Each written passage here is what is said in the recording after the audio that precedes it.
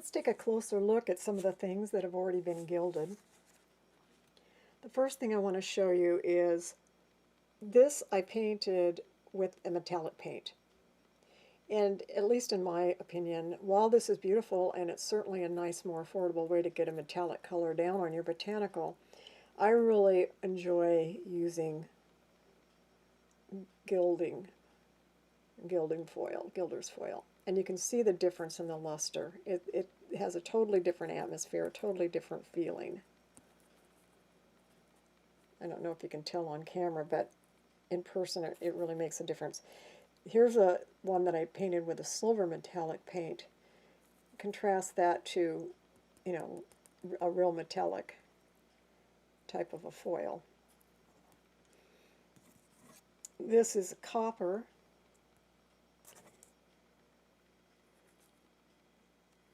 And this is also copper. I have a thing about copper. I'm very very much into copper.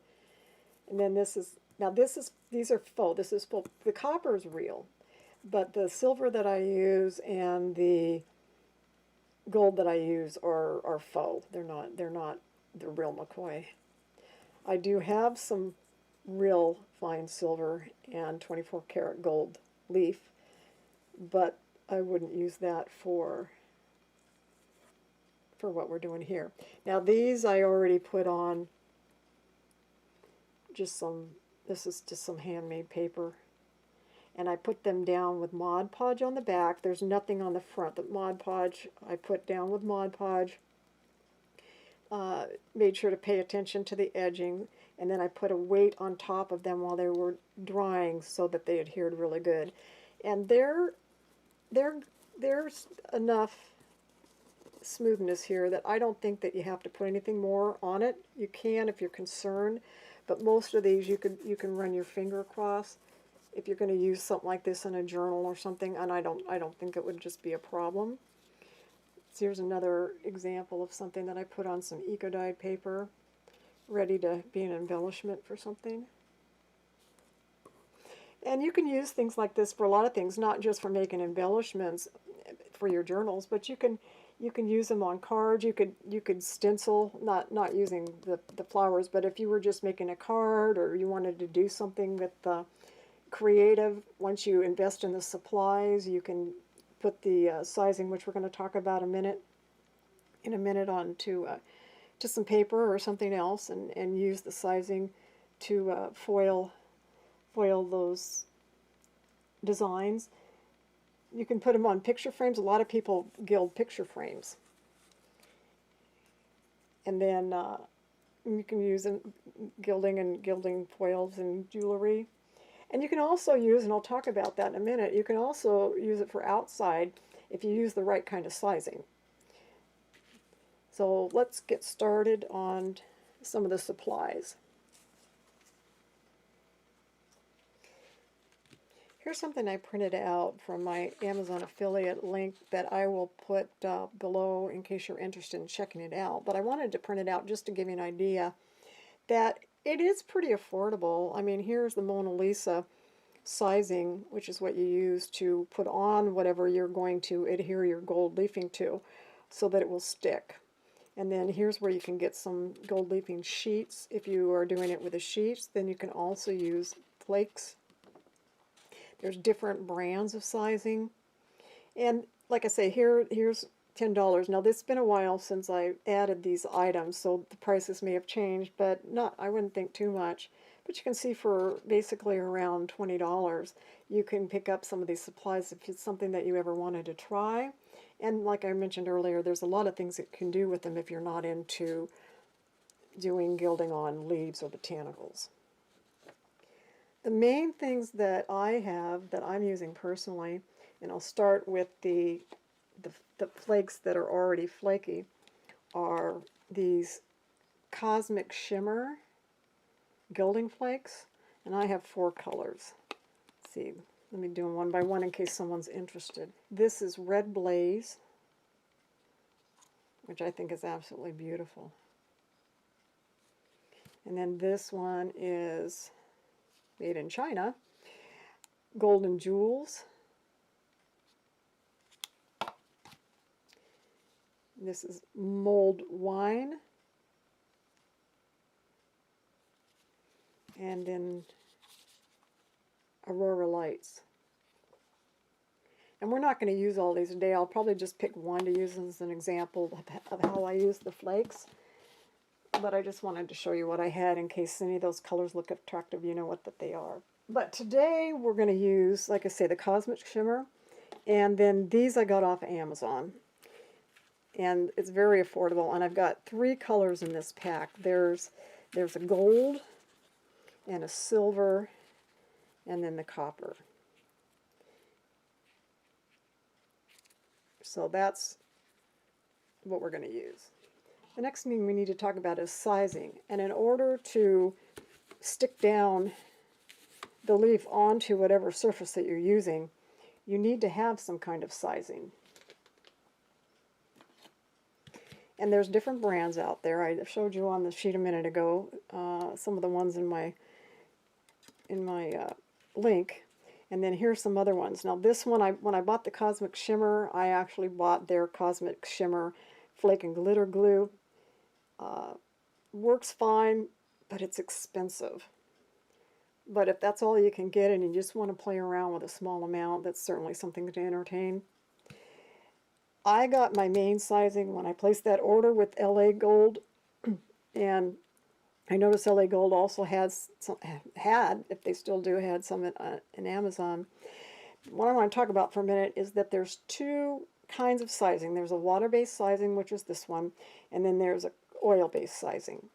And I use the water-based sizing for anything that I'm doing inside because I don't need to use the oil-based. And when I called LA Gold Leaf, I wanted to call them and find out, because it was all new to me, just what the heck was the difference between these 2 sizings and what did I need and so on and so forth. And what I was basically told is that the water-based sizing is fine if you're doing things for indoors that aren't going to be out in the elements, and just to get that. But if you wanted to do something, for example, let's say you are into making things that you want to put outdoors and you want to gild them, like look at fancy buildings where some of them have gilding on some of their ornamentations and that type of thing. You want to use the oil-based sizing because it's a lot more, it's better with weather, and it has a better bond for outdoor. For what we're going to do today, I'm just going to use the aqua water-based sizing, and I put it in one of these little containers that I can dip a brush down into. So that's how I did that. I probably won't be using this today, but if you do use this, it's just got a spout, and you can put some down and then use your paintbrush to put it on. So now let's talk about what we're going to gild. So I have some of these leaves here. And one thing about when you're gilding leaves that's nice is, let's say you're pressing and you've got a botanical that goes brown. Well, who cares, right? If it goes brown, you're going to gild it. You don't care if it turns brown. This is a hydrangea leaf, and for me, pressing them traditionally, they always go brown. But I specifically press these because I knew I was going to gold leaf. This is a mint leaf. Same thing, it browned when it went through the press, but it won't matter. So that's one of the benefits of doing something like this. And then something else I want to show you. This is an aside, and I haven't done a peeking at leaves or flowers video in a while, but I just wanted to show you this one thing because I'm going to pull one to gild today. And they are so cool. About, not this last year, but the year before, my husband got what's called a Tatting Fern. And that's what this is. It's a Tatting Fern. And that's kind of how they grow. It's a little flatter, of course, than how they grow in the garden, but they're pretty much, that's what they look like. And I liked it so much that I got myself one last year because, of course, he doesn't like me picking all of his stuff off of his plant. So now I've got one for me, and I can pick what I want. So I think we'll take this one, and we'll see what that looks like. But I just wanted to show you. Here's another fern, which I think is beautiful. I don't know the name of it, because he bought a bunch of different kinds, but look at how beautiful that whitish, kind of silverish centers, then it goes out to that yellow. That's really pretty. Anyway, I just don't know why, I just wanted to show you that. Which side do I want to do? And I think I generally always go for the back side because I want the side that has the most texture. And I won't do all of these on camera. I'll just do a couple of them, and I'm going to use the aqua size. And this is very simple, so once I do one or two, you'll get the drift. So I just make sure that I get it really good.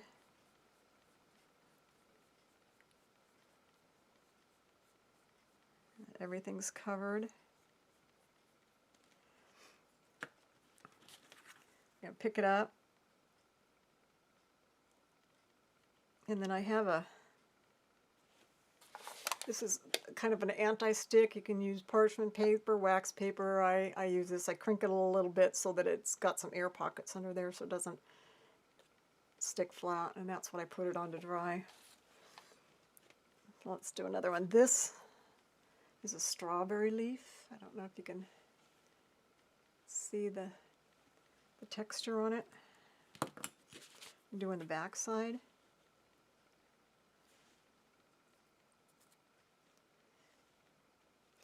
Get my toothpick. Where did I put the toothpick? Here it is. Now, we'll get to it in a minute. I think I have a sage leaf here. I'll talk about that in a minute. Now this one kind of raises up. It's a little hairy on the back, so I'm going to just kind of let it sink in for a minute. If something's really hairy, like the sage leaf we're going to do in a minute, and this one I notice has a little bit of hairiness to it. If there's a spot that you miss because something doesn't get down, doesn't grab the leaf, you can always put a little spot check on it and then put a little more leaf down later. So I'm just going to try to do it in the direction of the veins, and then I'll just pick it up. Set it aside.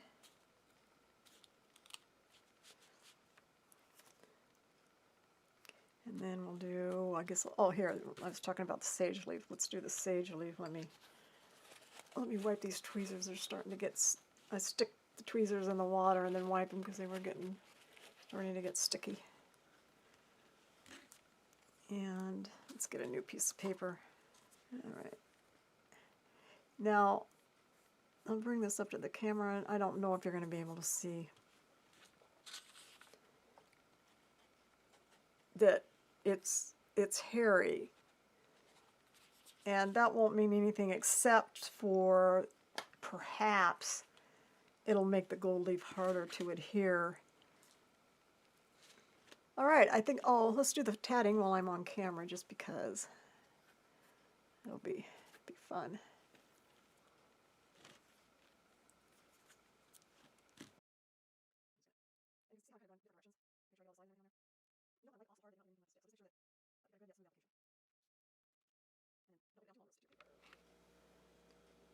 Hi, I'm turning the camera back on because this leaf, which is, I believe, maybe the peppermint leaf. I don't know if you're going to be able to tell in the camera, but it's beading up a little bit, especially here, like here and here. So some really oily or waxy leaves might bead up on you. And what I usually do when that happens is I'll let it dry a little bit and then keep working at it, and then sometimes that will work. Now, see that? And it's still beading up. There's some beading going on there. Again, I don't know if you can tell. So if there's something that's really important to you, like this one is just beading up. Well, I broke it, so it doesn't matter. All right, but had I not broke it, and if it was something that really important that I wanted to do, I would try the other side, because sometimes one side will bead up, but the other side won't. Or what I'll do is I'll take a mat, like a matte Mod Podge or a matte gesso or something like that. And actually gesso might be even better as long as it's a good gesso and the graining is really fine. And put something like that down first so that when you apply the size, it has something to stick to besides just the waxy leaf. Because a lot of times I find that the matte Mod Podge or the gesso, the clear gesso, things like that, won't bead up. So you want to play around. But in this case, this leaf did bead up, and I broke it. And then the other thing that I didn't talk about, which is, and you want to read the label because they may be different with different brands, but this particular brand says that that tack will develop in 25 minutes at normal humidity and hold its tack for 24 to 28 hours, which is nice because you can do these ahead of time and then put the gilding down at your leisure as long as you do it within that certain time frame. And then the last thing I'm going to do before I go take a break while we wait for these to dry is to move them on the sheet and make sure that they aren't sticking to the sheet. Hi, I'm back. It's been a couple of hours, and so let's go ahead and get to some gilding. This is the fun part, but it's also the most challenging. I'm going to start with using these Gilding Flakes by Cosmic Shimmer, and the color I'm going to use today is Red Blaze. The one thing about Gilding Flakes is you want to be very careful with them because they're very flighty. Don't breathe very hard. Don't use them near any kind of wind or fan or anything like that. And because these take a little bit of scrubbing when you're taking the excess flakes off, more so, at least in my opinion, than the leafing sheets that we're going to use in a minute, I'm going to use a leaf that is going to stand up a little bit better than, say, maybe a super fragile leaf. The other thing is I'm using a non-stick surface. You could use parchment paper, wax paper. This is just, when I have labels, this is label paper. It's because there's a little glue on the back, if you put it on a piece of absorbent paper, like copy paper or something, it could stick to the paper and you're going to break it. I've done that before. So I'm putting it on a non-stick surface, so hopefully we don't have issues trying to take it off. So grab some tweezers, that's what I'm going to use. You can use whatever you want to put it on. And then start distributing it around. It doesn't really take all that much because it's going to, when you start pouncing it down, just get a little layer here. Grab a paintbrush that's, you can do some tapping on, that's not super soft. I mean, it's soft enough that it isn't going to rip through the leaf, but firm enough that you can move the flakes around and tamp down on a little bit. Do some stippling. A stippling brush that isn't, you can pick up a few more flakes on your brush. Let me bring the camera down a little bit. Let's see if that, okay.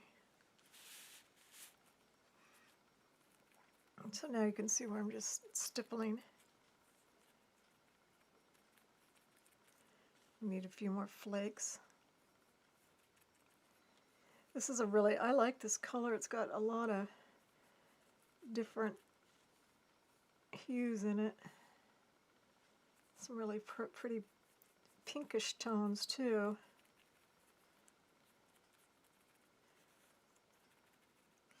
So it looks like we just need to get around the edges a little bit more.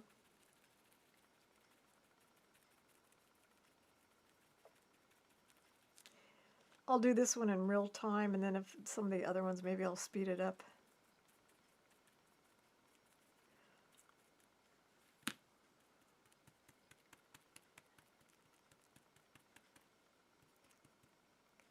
And I think we have the whole thing. Now, what I do with these is I grab, this is a piece of foam. You can use different things. It's not a hard foam, but it's got a little bit of grit to it. And then what you do is you just gently start to take the excess off.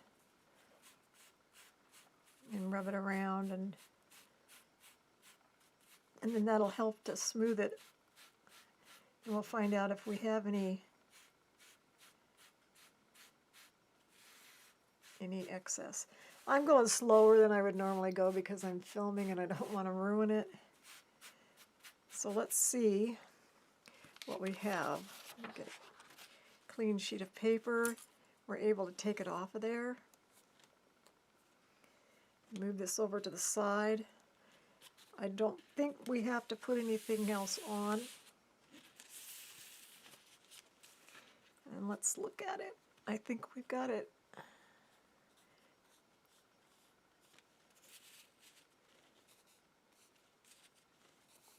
Yeah, I think we've got the whole thing. I don't see any parts that aren't.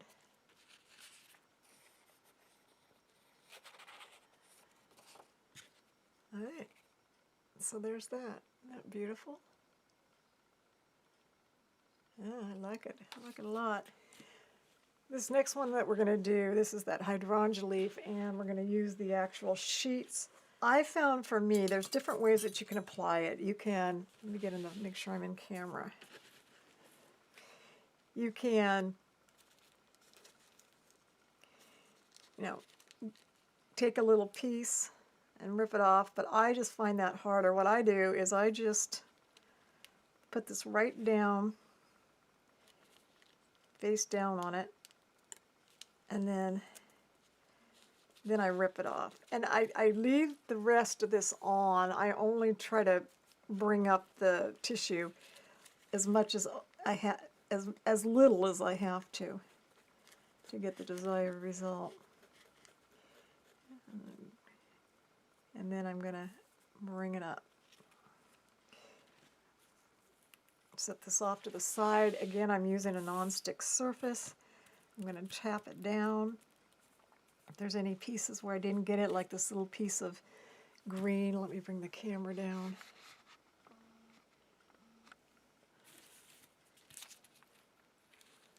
There's a little piece of green on the side that I didn't get yet, so I'll take a piece and put it over here.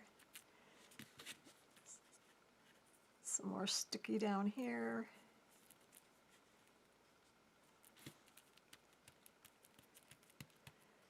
Okay, now I'm going to use my brush and just start to swipe away at the edges.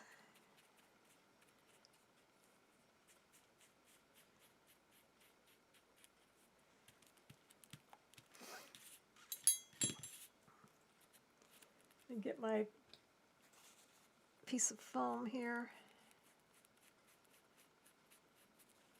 Clean off the edges a little bit.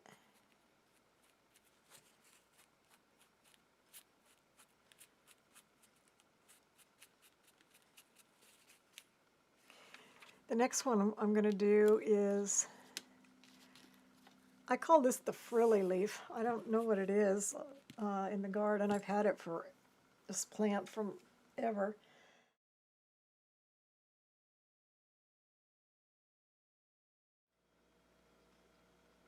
Oh, I know what I want to do. I want to do this. And since I like copper the best, let's use copper. Let's do that with the copper.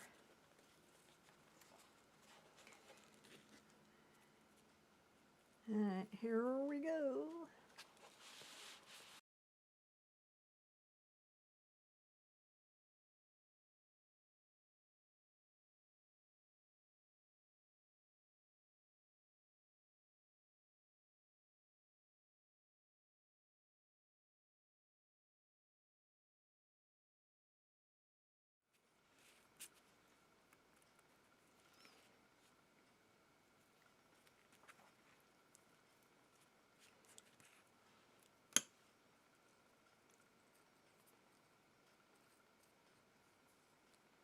Done, but I'm just still fiddling. Gotta fiddle till I break it, right? So yeah, I think we're pretty much done. It looks good. Looks good. a little extra here and here. Got to get done, but I think I'll break it off right here. All right, so something like that. That's pretty.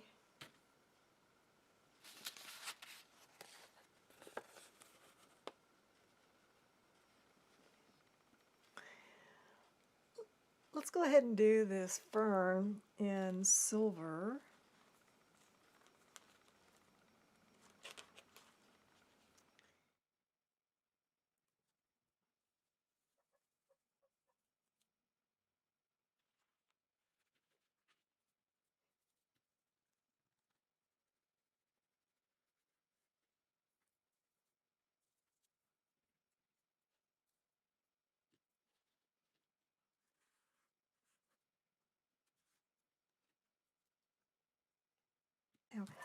So the best way for something like this that has all these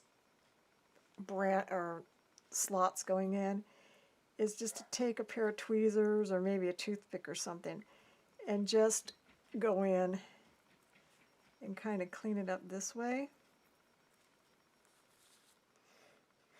So I grab my toothpick, especially a round toothpick, because it's got that really nice tip and then it gets a little bit wider there, especially works here. And what I found worked the best is just to work the toothpick around in between, and then you can use it that way. That did a really good job of cleaning it. You just have to be very, very careful. If you break it, if you break something, as long as you can put it back together and put it on a background for an embellishment or something, it doesn't matter. You don't have to throw it away just because you break it, as long as your breaks are clean. And the other thing, I can't remember if I said it or not, I found that using my fingernail works better than using the spoon, because what I found when I used a spoon is that it actually isn't slick enough, and it was taking some of the gold leaf off down to the paint, and it wasn't working very well. So then I used my fingernail, and that works really well because there's enough slide on it that it doesn't remove anything, it just puts it down nicely. So anyway, there's the fern. Something else that I brought down that I want to see if it'll work, it's a Zig Pin, and it says that, for those of you who are not familiar with it, if allowed to dry clear, it provides a temporary repositionable dry bond and leaves no residue. And if it's used wet, when the color is blue, the bond will be permanent. So these are now to the point where they shouldn't be permanent, they should be tacky. And I put an E on one and an M on another, and I'm just going to see. We're just going to experiment here.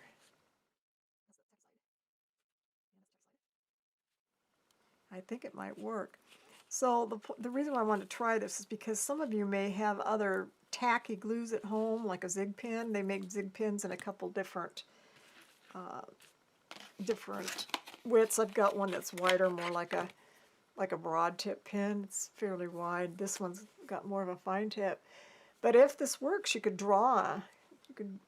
write or squiggle and just kind of embellish something that way, which has nothing to do with leaves. Let's see what happens. Did it work?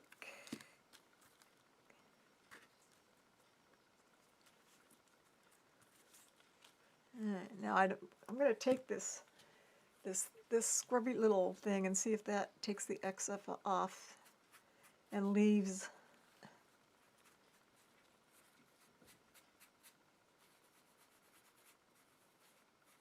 Oh, it worked.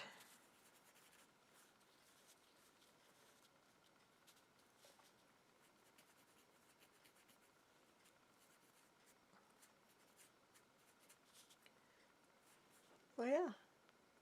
So that Zig Pin works. I applied it and I let it dry probably for about 45 minutes or so while I was doing something else.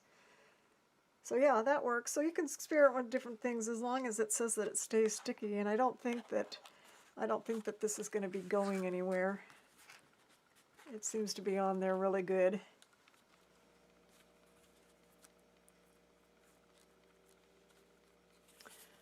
Working on another leaf.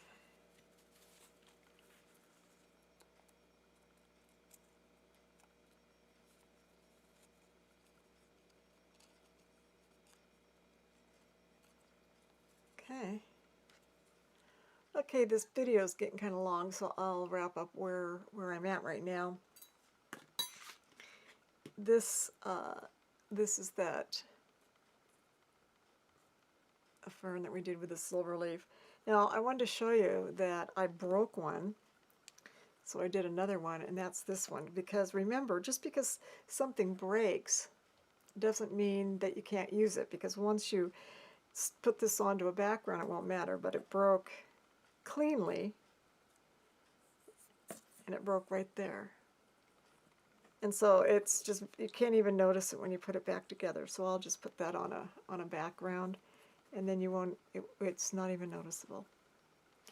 And then here's that tatting fern.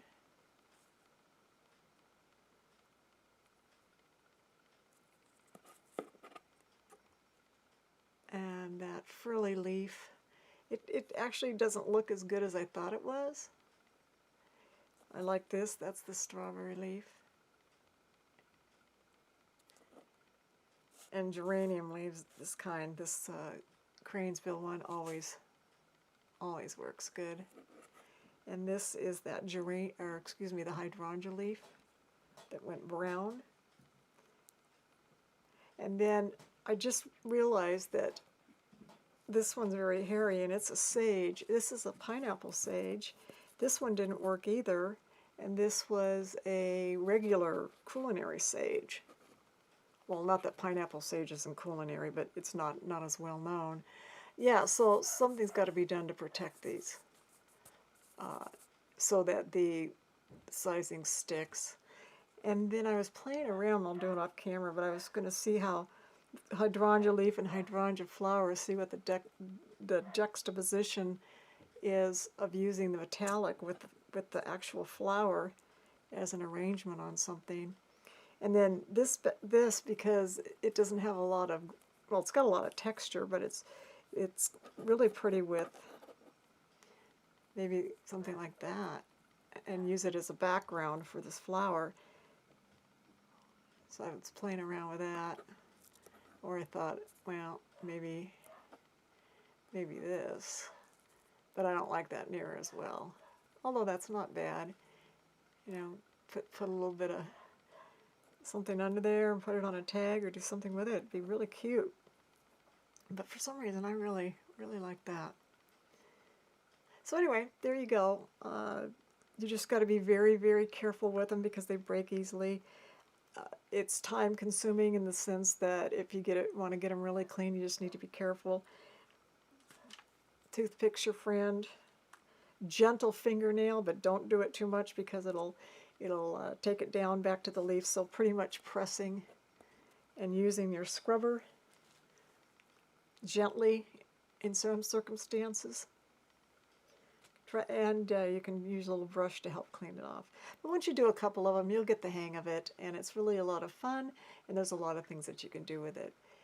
I hope you enjoyed this video, and I thank you for tuning in, and you have a wonderful day.